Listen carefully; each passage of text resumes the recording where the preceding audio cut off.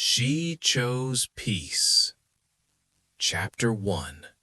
A girl who walked her own path. Amelia Ross was not like other girls. She was 26 years old and lived in a quiet town in the United States with her parents. Her life was simple. She woke up early every morning, helped her mother in the kitchen, and left for college with a calm smile on her face. She never rushed, she never complained. She believed that life should be lived with patience and respect. Many girls in her college loved loud music, parties, late nights, and attention from boys. Amelia watched them from a distance, never judging, never copying. She stayed quiet, not because she was afraid, but because she felt peaceful in silence.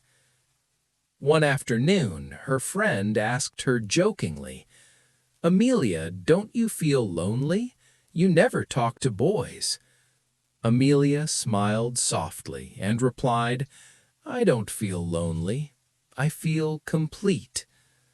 She believed in waiting for the right person, waiting for a love that felt safe, kind, and honest. At home, her parents admired her deeply. Her father often said, "You are our pride. You live with values." Her mother would hug her and whisper, "You have a clean heart. Never lose it." Amelia never drank alcohol. She never watched shows that made her uncomfortable. She liked reading books, listening to soft music, and spending time with her parents. Her favorite word was peace. "Peace is better than excitement," she once said. No one knew how strong her heart really was. Chapter 2. Trust in her parents. Time moved quietly, and one evening her father spoke gently. "Amelia, you are grown now. We should think about your future." She looked at him with calm eyes and replied, "Dad, I trust you. If you find someone good, I will marry him." Her mother was surprised. "You never liked anyone?" Amelia shook her head. "I want a husband who respects me, nothing more." Her parents felt proud, but also worried. Good men were not easy to find anymore. A few days later, her father met an old friend, Mr. Collins, who spoke proudly about his son, Ryan.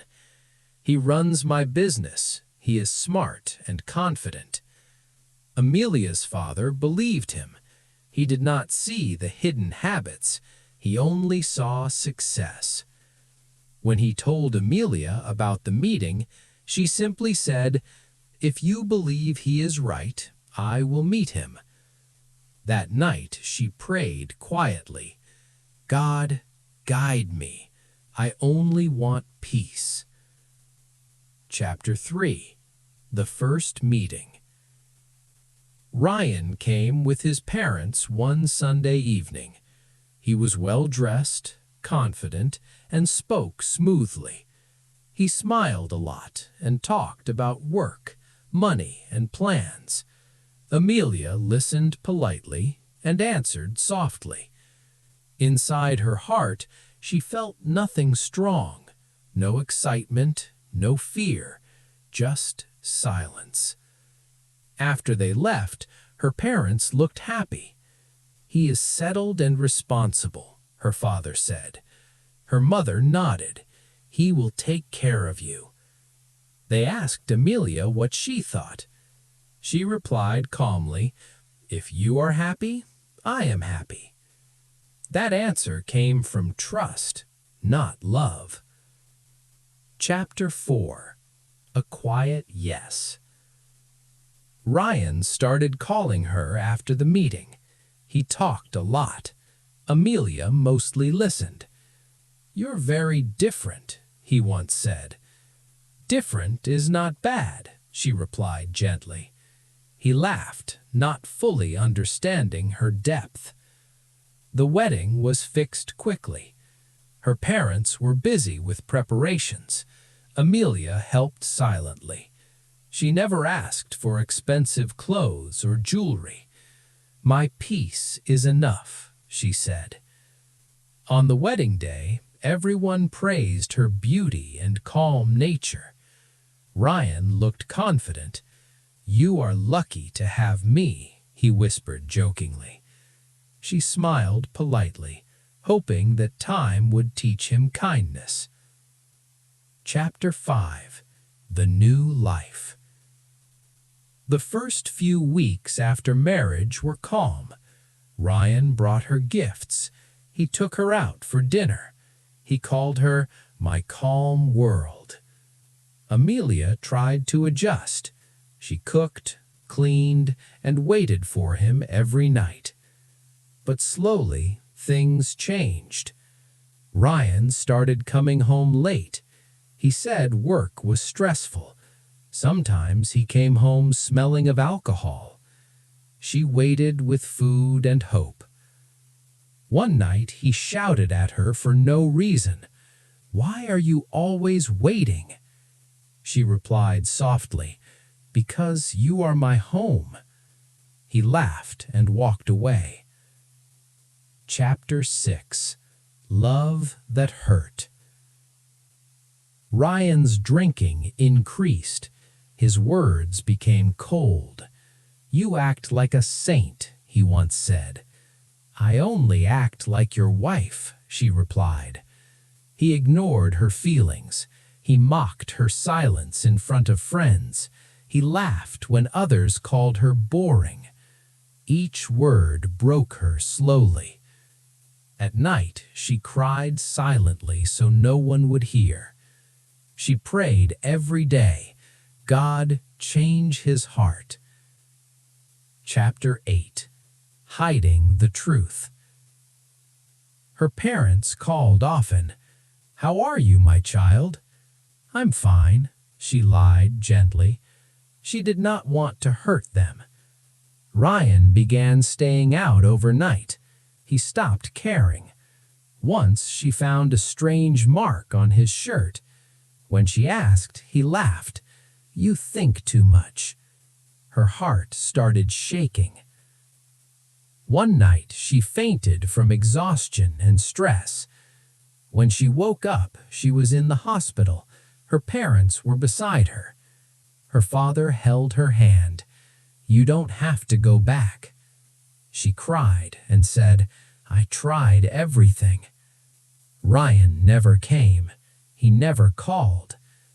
That silence gave her clarity. Chapter 9. Letting Go. She returned home with her parents and filed for divorce. Her hands shook while signing the papers. "I gave my best," she whispered. Ryan didn't stop her. He told people she was too sensitive. But when the house became quiet, he felt empty. Chapter 10. Healing Begins. Amelia moved into a small apartment. She started teaching at a school. Children smiled at her. Their laughter healed her wounds. She started sleeping peacefully again. She helped other women who were broken.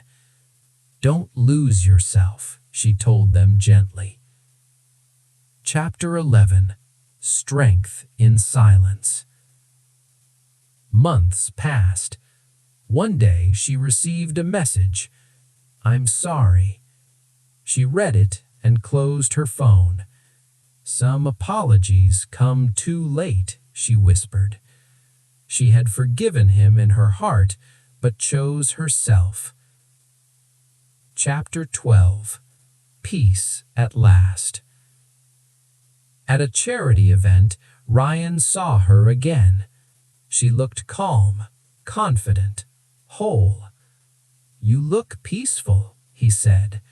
She smiled softly. "Peace is something I chose." Then she walked away. Ending. Amelia once believed staying quiet would save love, but she learned a deeper truth. Peace is not found in sacrifice alone. Peace is found when you choose yourself, and that choice changed her life forever.